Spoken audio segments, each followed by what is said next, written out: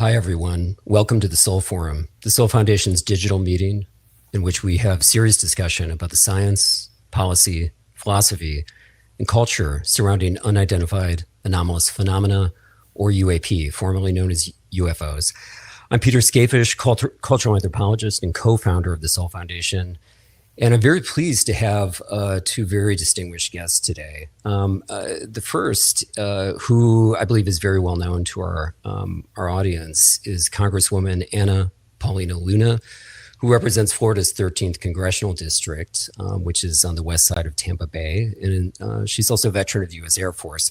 Now, since arriving in Congress, she's emerged as one of the leading voices about the seriousness of the UAP issue, but also about the reality of government UAP secrecy. She serves not only on the House's Committee on Foreign Affairs, but also on the House Oversight and Government Reform Committee, where she chairs its declassification task force. Now, as many people know who are watching this, the task force is focused on the declassification of crucial federal records, including those related to the JFK assassination. Now, they're also focused on UAP disclosure and have held two key hearings on the subject, with a third to come.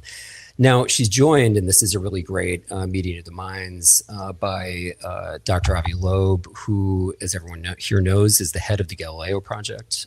He's also the founding director of Harvard University's Black Hole Initiative. He's the director of the Institute for Theory and Computation at the Harvard-Smithsonian Center for Astrophysics, and he's the former chair of Harvard University's Astronomy Department. Among his other achievements, he is the author of Extraterrestrial: The First Sign of Intelligent Life Beyond Earth, the textbook Life in the Cosmos, as well, most recently, is a book titled Interstellar. Now, he's also a friend and member of the advisory board of the Soul Foundation, and so we're especially happy to welcome him. Now, to jump into what we're doing today, because the Congresswoman doesn't have a lot of time, Dr. Loeb recently made some very public proposals to investigate the third known interstellar object, which is 3I Atlas. And the Congresswoman has supported this with a letter to NASA. And so, that's something we're going to discuss here, because this is a crucial instance of congressional support for the science of UAP and possible interstellar objects. But before we get into that, we want to really start with a discussion of what's coming up next week, which is the third hearing on the House Oversight Committee on UAP. This could be a very crucial hearing. The first one was quite historic. We think the second one brought forward a lot of crucial information. And as you know, Congresswoman, you've been the driver of those things. And so we want to hear from you what you hope to achieve with this hearing, and also what you hope this will do for legislation and further action in Congress. Yeah, so if we're going back to the way beginning, myself, Representative Burchett, and Representative Burleson were really the three members of Congress that started saying we need to ask questions. And frankly, when we first started bringing this up as a discussion and presented it to oversight, a lot of people said, you can't do this. These people are kooks. You're going to basically ruin your political career. And I don't believe that that's the case. I think that there's many very smart, talented people, and to include former, government officials, et cetera, that have all had, questions on this, have either been stonewalled or told to look elsewhere. And essentially on a number of issues, not just from a national security perspective, but also from a budgetary perspective, if you have programs, if you have departments that are operating outside the purview of Congress, and yet we're writing the checks, there's no oversight. And so there is a situation that arises when you have basically these agencies operating in the dark and then denying access to members. And that's something that's happened not just to myself, but also to two other members of Congress. And so the whole goal and objective of these hearings were bring forward the witnesses, stop gaslighting them. Let's bring some legitimacy to this, because these are people, these have been, in some instances, military members, pilots, former government employees, but they're not lying. They're not making this up. And what's been really, really interesting to see in all of this, because this hearing specifically, even though there's been previous hearings, this is one of the few that we've been able to actually have as the new task force. And I bring that up because, we are bringing forward, and we've been, shown information, and I can tell you that without a doubt, I do believe that UAPs are real, and I don't think these people are lying. But you're also seeing this massive disinformation campaign of people that we've never even met or had contact with that try to discredit this. And the question is, why do they try to discredit it? And if you look at their historical record, they were put in positions of power, and then they were actually known to witness, intimidate, hide information from Congress, etc. And so I'm not the type of person that's just going to let someone lie. I'll call it out where I see it. But it's not necessarily about me. It's a bigger thing. And the fact is that we are being denied access to some of this information. And I will continue to also say, and I know this is kind of a long-winded response, but as a member of Congress, especially being a member of oversight, even if there are special access programs, which, as you know, the intelligence community likes to hide things buried within these onions, and there's layers of programs, etc. Ultimately, at the end of the day, this task force was set up to be able to access that information. If we find nothing, we'll tell you we found nothing. But when you're constantly being denied information, and or you finally get to the bottom of certain things and you're realizing, wow, there's definitely something here, they're not sharing it with the American people, we're going to continue to push for that transparency. So I know both Representative Burleson and Burchett have been great at the legislation putting forward to help present that transparency. I'm fully backing it. I'm signing on as co-sponsors to that legislation, but it doesn't come without a cost. As some of you may know, even Representative Burchett last cycle tried to bring forth some legislation that would help the FAA reporting procedures with UAPs, and the intelligence community killed that. And then ultimately, he drew a primary challenger in his congressional race that was backed by some of the members of House Intelligence because of that. So it's definitely an internal fight here in Washington, but I will tell you, don't listen to the naysayers, because they're the ones that are not in the weeds on this. Okay. I mean, and that is not long-winded. This is world-changing stuff, as you know. And so we really want to hear from you on this. Mm-hmm. Now, you've covered a lot of ground, I think, in the last 2 years. I mean, you came into Congress early 2023, and you were almost immediately thrust into the issue, but you also embraced it and took it up. And, your committee has received sworn testimony from people who had enviable careers in the intelligence community, mm-hmm. about long decades of UAP secrecy, allegations about recovered technology, even allegations about biological materials recovered with vehicles. I mean, really wild stuff.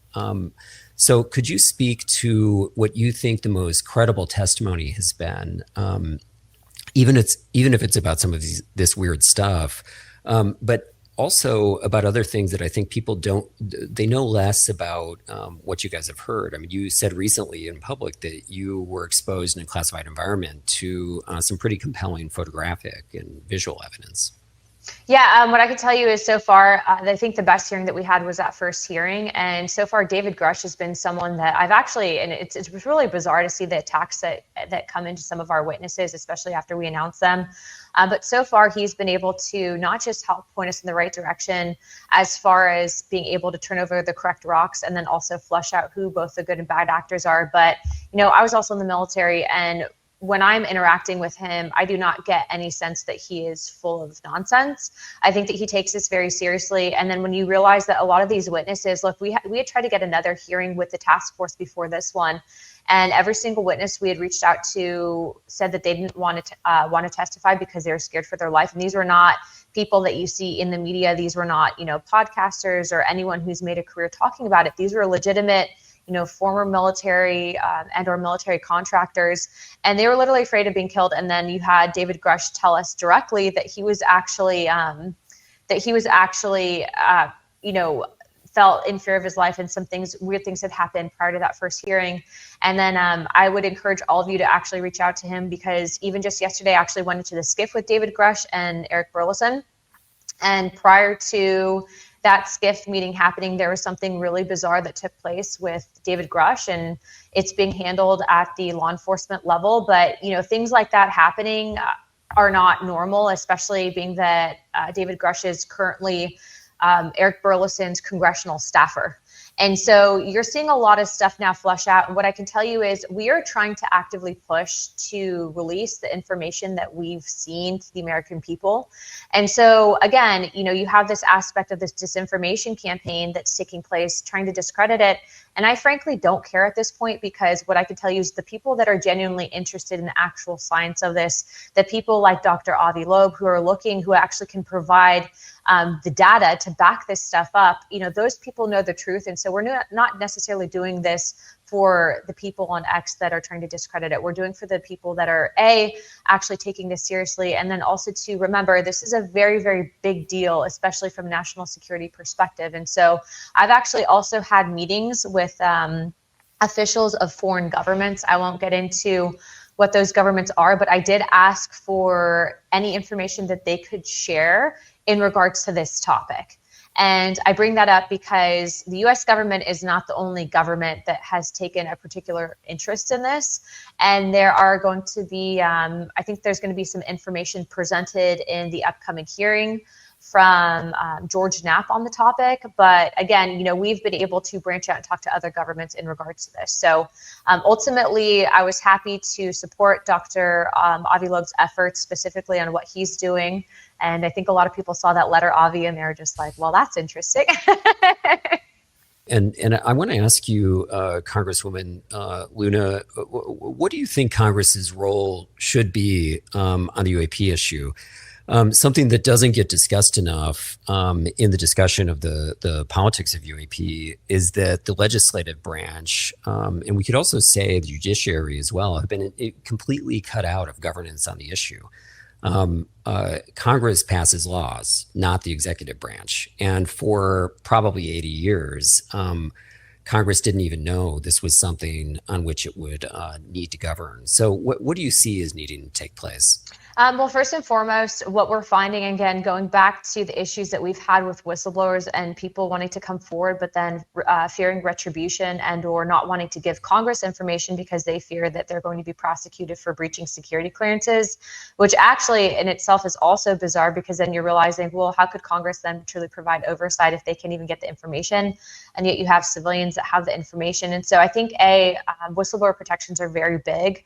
And so we're working on that legislation, but then also to, the UAP Disclosure Act, there's a bicameral and bipartisan level of support for this. And you'll even have conversations on the floor that take place with other members that say, look, I'd like to address this, but, they are afraid. And part of the reason why I think, I was the one that was, I guess, ultimately to step up to take the mantle is because ultimately there is a fear associated with this topic.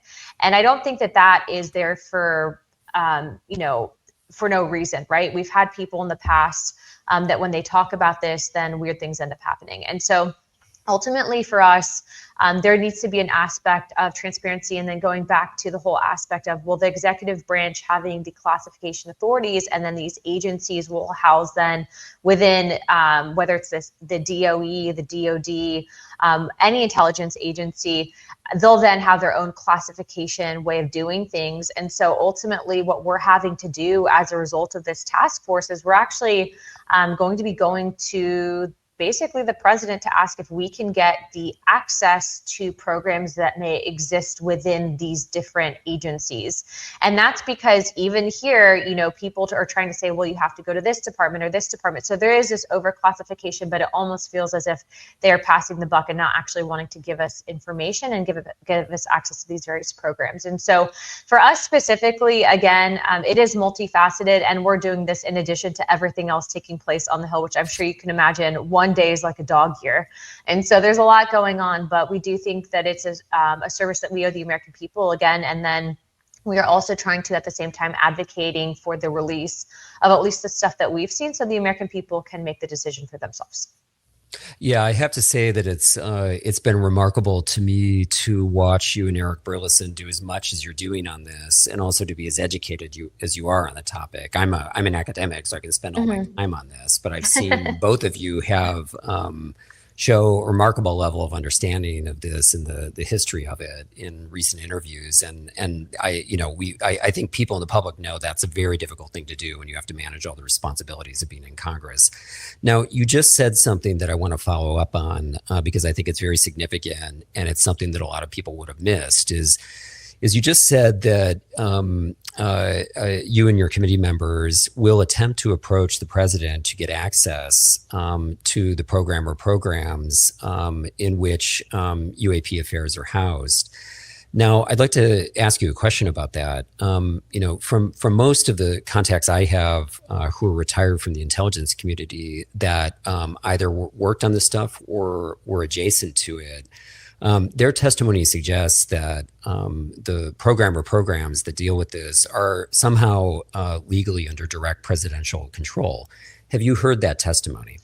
I haven't heard that testimony, but I have heard, just based on my own hunt to try to get these clearances. Because remember, as members of Congress, we should be given access to everything, right? We have the highest need to know on anything, but being able to get access to the programs is a little bit different. And so, specifically with the DoD, the Department of Energy, and ODNI, you still have the heads of these various agencies and then the agencies themselves that set the classification, but the overarching boss of that is the executive branch, thus the President of the United States. And so because of the fact that we have, and it feels like we've been blockaded on many efforts, we are going all the way up to the top. And I will say that, there aren't a lot of members of Congress again, that are willing to, push forward in this effort. But Representative Burleson, Representative Burchett, even Representative Crane have been very helpful in all of this. And so that is what we're trying to do. The executive branch specifically actually did give permission to Eric Burleson to set up a codel to Area 51. Now, do I think Area 51 is housing anything currently? No. But I will say that we have heard testimony from pilots that have stated and that they've seen weird things happening over there. And so what's been interesting about all this as well is that there do seem to be these hot spots and reporting that we've come across in which these things tend to pop in and out of. And so for us, from a congressional perspective, I'm not saying that these things are little green men, but what I am saying is it's definitely something that we need to look into and to take seriously. And I'm not the only one that thinks that either. I'm just the only one that's going public about it. Yeah, we know that there are many people in Congress that take this seriously, but are saying a lot less publicly than one would expect, given the gravity of the issue. What do you want to see happen, let's say, over the next 5 years on the issue? I mean, there are calls for full disclosure. There are calls for a more gradual, incremental process.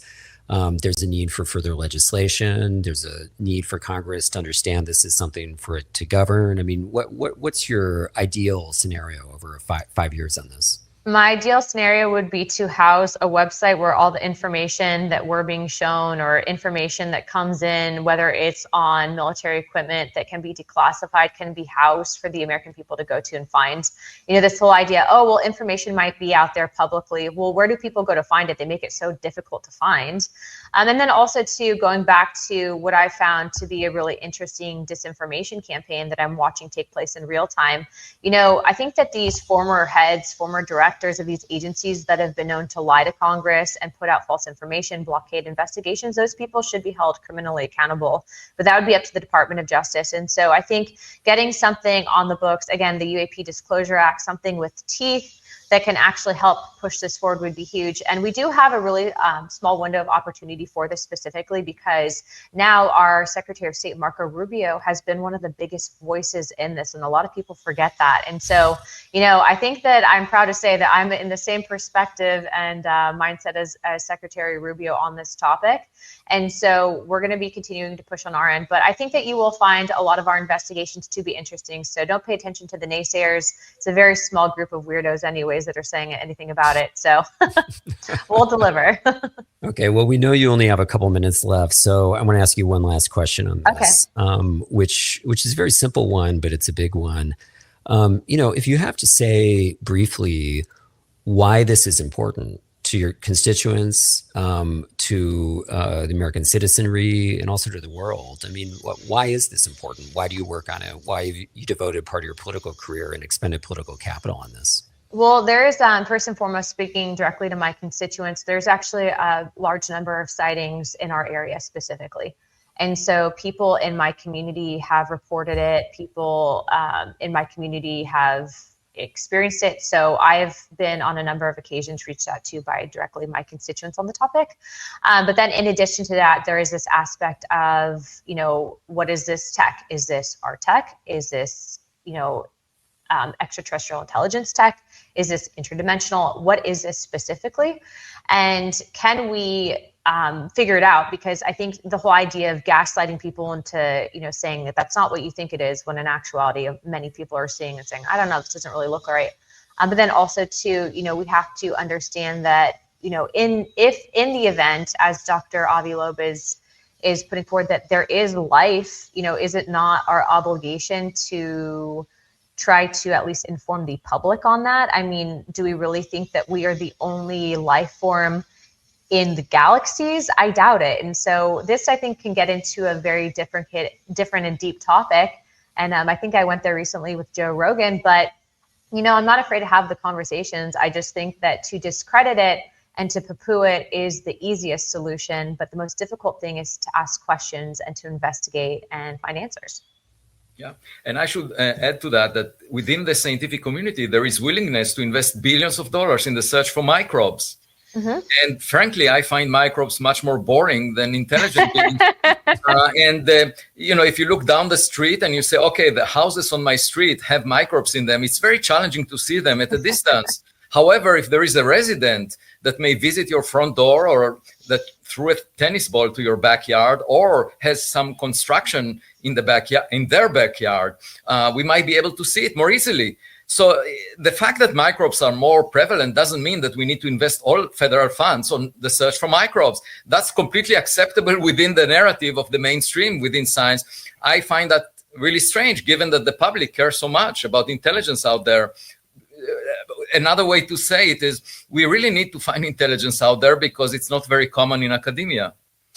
That's good, Avi. Thank you, guys. Yeah, thank you very much, Congresswoman. We really appreciate your time. Perfect. We'll be in touch soon.